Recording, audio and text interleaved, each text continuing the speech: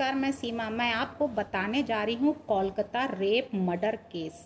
यानी कोलकाता का जो रेप मर्डर केस है वो दिन प्रतिदिन उसमें नए नए मोड़ आते जा रहे हैं, नए नए लोग इन्वॉल्व हो रहे हैं। यानी पहले पुलिस इन्वॉल्व हुई, फिर उसमें ममता दीदी इन्वॉल्व हुई, फिर उसमें भीड़ ने आक्रमण किया, प्रोटेस्ट मचाया, उसके बाद सीबीआई की एंट्री हुई। अब वहाँ पे एक लेडी महिला जो आ रही हैं बहुत ही स्ट्रांग मानी जाती हैं। यानी वो जो साबूत इकट्ठे करती हैं एविडेंस, वो बिल्कुल परफेक्ट होते हैं। यानी कि वो वैसी तह तक चली जाती हैं जैसे एक गड़े हुए मुर्दे जब निकाल दिए जाते हैं बाहर, तो उस तरीके से वो साबूत जो है वो निकाल निकाल के लेके आती हैं। तो जो उनको लाया गया है वो है सीमा पाहूजा। तो सीमा पाहूजा जो है वो है कौन, तो वो क्या करने वाली हैं? तो सीमा पाहूजा का जो रोल है इसमें अब कोलकाता कांड में, तो वो ACO यानी भ्रष्टाचार निरोधक ब्यूरो से जो है DSP के पद पर हैं, वो DSP पर हैं, इस पोस्ट पर हैं। तो अब इस एजेंसी के रूप में इस महिला अधिकारी को जो है प्रमोट किया गया है। अब वो जो जिस तरीके से हाथरस वाला जो केस था उसको जैसे उन्होंने बहुत आसानी से सॉल्व कर लिया था, वैसे ही कोलकाता में भी उनसे उम्मीद लगाई गई है। 2 बार मोदी जी से उनको इसका सम्मान भी मिल चुका है कि उन्होंने बड़ी मेहनत से इसको जो है सॉल्व किया और इतने आसानी से इसको निकाल दिया। तो जो सीमा पाहूजा हैं तो वो SCO यानी कि जो एंटी करप्शन ऑर्गेनाइजेशन होता है उसके तहत जो है वो कार्य करती है, उसमें DSP पद पर उनको नियुक्त किया गया। अब वो सीमा जी जो हैं वो अब एजेंसी की महिला अधिकारी हैं। उस सीमा पाहूजा को इसमें शामिल कर लिया गया है। अब वो देखिए कौन सा एविडेंस कलेक्ट करती हैं, जो कि 3D जो वहाँ पे लेज़र मैपिंग लगाई है CBI ने, उससे एक एक चीज़ की जांच की जा रही। यानी कि अगर खून ब्लड का एक बूंद भी वहाँ पे अगर पड़ा होगा तो वो भी उसमें दिख जाएगा। यानी कि जो हथकंडे अपनाए जा सकते हैं वो हथकंडे कोलकाता मर्डर केस में अपनाए जा रहे हैं। क्योंकि यहाँ पे ये भी खुलासा हुआ है कि वहाँ पे जो रेप हुआ है तो वो जो ट्रेनी डॉक्टर थी तो वो सारे एविडेंस उनके खिलाफ कलेक्ट कर चुकी थी। उसको पता लग गया था कि इस हॉस्पिटल में सेक्स रैकेट, ड्रग्स रैकेट और ऑर्गन्स रैकेट्स ये चलाए जा रहे हैं। यानी वहाँ पे जो ऑर्गन्स पार्ट होते थे उनकी तस्करी की जाती थी, उनको बेचा जाता था। यानी जहाँ पे लोग जाते थे भगवान का दरबार समझ के कि डॉक्टर को भगवान होता है, वहाँ हमारा जो है ट्रीटमेंट होगा तो वहाँ से हम स्वस्थ होके आएंगे। यानी हेल्थ इज़ वेल्थ। स्वास्थ्य जो होता है उसको धन माना जाता है कि हमारा सबसे बड़ा धन तो मेरा स्वास्थ्य है। अगर हम स्वस्थ हैं तो सब कुछ हो सकता है, हम दोबारा धन कमा सकते हैं। नहीं तो क्या है, हेल्थ इज़ वेल्थ, स्वास्थ्य ही धन है। यानी स्वास्थ्य है अगर तो सब कुछ है, स्वास्थ्य नहीं ठीक है तो कुछ भी नहीं है, धन का क्या करेंगे।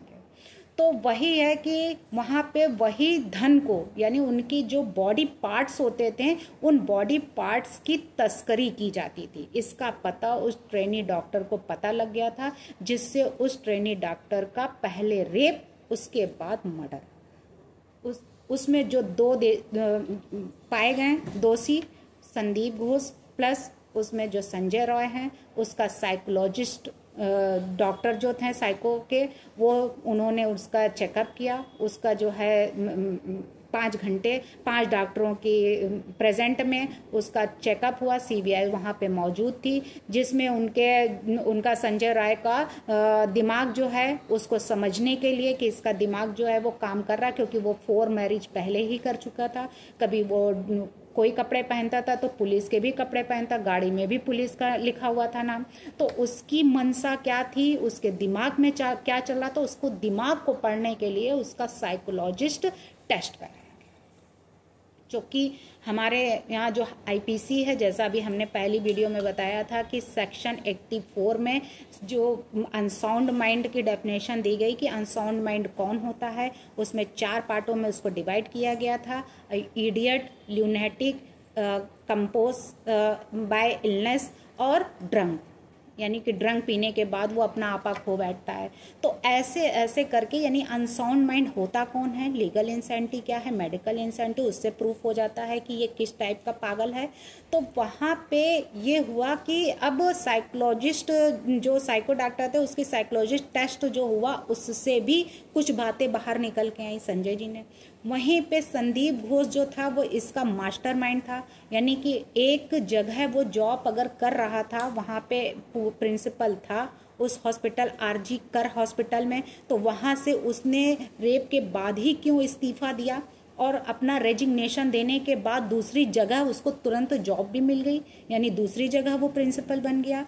तो कहा जा रहा है कि ये ममता का करीबी बताया जा रहा है कि ये ममता का कोई करीबी था, इसीलिए दीदी कुछ बोल नहीं रही हैं, दीदी कोई प्रोटेस्ट नहीं कर रही हैं। अगर प्रोटेस्ट कर रही हैं तो वो अपने ही लोगों के लिए धरने पे बैठ रही हैं। ये तो पहली बात हुई।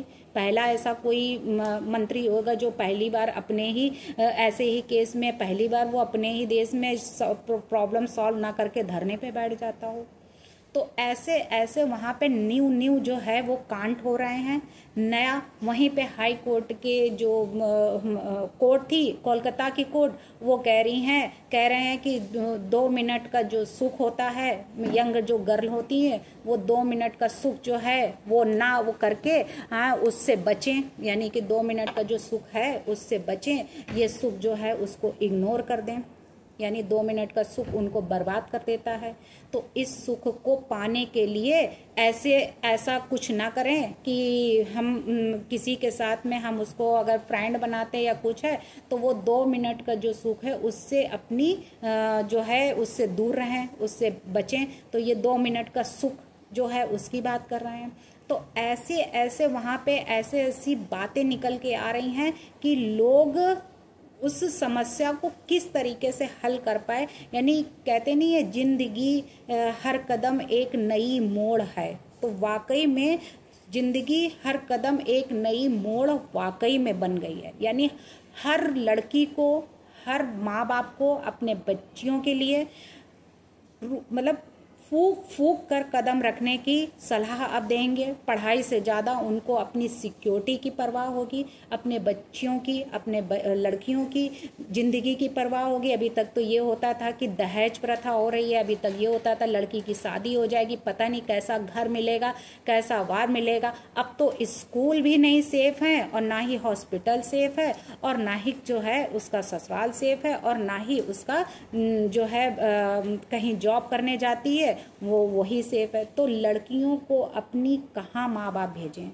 किस पर विश्वास करें, क्या कर रहे हैं ये लड़कियां। तो ऐसी नहीं है कि भाई जो ट्रेनी डॉक्टर थी वो ऐसी भी नहीं थी कि शॉर्ट कपड़े पहने हो या कहीं ऐसे हो कि ड्रंक करके कहीं किसी के साथ जा रही हो, कोई बॉयफ्रेंड के साथ अपनी नाइट बिता रही थी। ऐसा तो कुछ हुआ नहीं जो इस तरीके से उसके साथ में रेप कांड हुआ।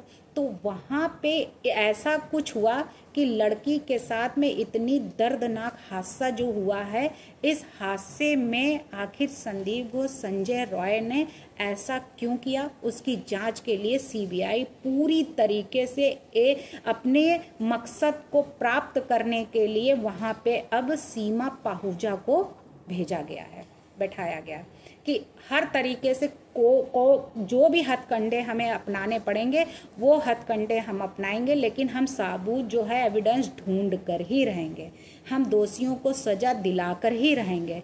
वहीं पे मानव तस्करी का जो इनके ऊपर ब्लेम लगा हुआ उस हॉस्पिटल में कि वहाँ पे ऐसी जो है तस्करी होती थी, इस वजह से उस ट्रेनी डॉक्टर का मर्डर किया गया।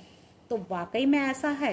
तो इस मास्टर माइंड का जो प्लानिंग है वो किसकी थी? तो क्या कोर्ट में इस तरीके की ममता सरकार जो है उसमें अब घिर गई हैं? अब इसमें 30 लोगों के जो नाम आ रहे हैं कि 30 लोग, इसमें 30 लोग इंक्लूडेड थे। तो क्या अब वो सीबीआई की रडार पर है? क्या सीबीआई अब इन पर जो है केस चलाएगी? सीबीआई अब उनको छोड़ेगी या नहीं छोड़ेगी? तो वहीं पे मानव अंग की तस्करी से ट्रेनी डॉक्टर का मर्डर किया गया है, वहीं पे असलियत जो है उगल ना दें इस वजह से उसको मार दिया गया है। यानी कि ऐसे ऐसे कांड उसके साथ में किए गए हैं। तो वहीं उसकी लड़की के जो ट्रेनी डॉक्टर थी उसके पिता भी कह रहे हैं कि जब हमारी लड़की की बॉडी गई वहाँ घाट पे, तो वहाँ 3 बॉडियाँ और पड़ी थी, लेकिन एविडेंस मिटाने के लिए क्या हुआ कि हमारी लड़की की बॉडी को सबसे पहले उसका संस्कार किया गया। यानी पहले तो मेरे पास फ़ोन आया कि आपकी लड़की ने सुसाइड कर लिया। उसके बाद हमें कई घंटों तक अंदर नहीं जाने दिया, और जब हम गए तो हमें रात को हमारी लड़की की जो है बॉडी दिखाई गई। बाद में पता चला कि उसके साथ में कैसी दरिंदगी जो है की गई है। तो ये जीवन है, जीवन एक संघर्ष है। संघर्ष से गुजरते गुजरते लड़की बनती, बेटी बनती, बहन बनती है, फिर उसके बाद में पत्नी बनती है, माँ बनती है, सास बनती है, उसके बाद में दादी नानी जो भी बनना हो वो बनती, उसके बाद मृत्यु को प्राप्त हो जाती है। इतने वो अवतार होने के बाद, यानी अगर लड़कियां ही सेफ नहीं रहेंगी, बेटियों की ही रक्षा नहीं की जाएगी, बेटियों के साथ इस तरीके से दुष्कर्म किए जाएंगे, तो बच्चे कहाँ से आएंगे? ये कैसे होंगे? कोई लड़के तो बच्चे पैदा नहीं कर सकते, लड़कियां ही जो है बच्चे जन्म दे सकती हैं, और लड़कियों के साथ ही जन्म देने वाली माँ के साथ में, एक देवी के साथ में ऐसा अगर घिनौना अपराध किया जाएगा तो इस संसार में तो कोई बचेगा ही नहीं, इसका तो सर्वनाश ही होगा, इसका कभी उद्धार हो ही नहीं सकता।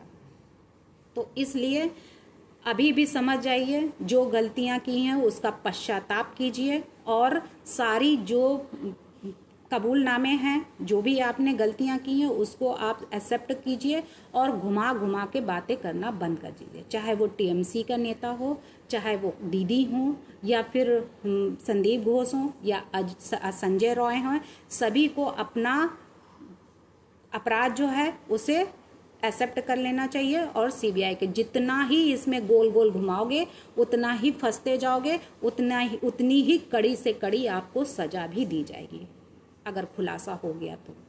धन्यवाद।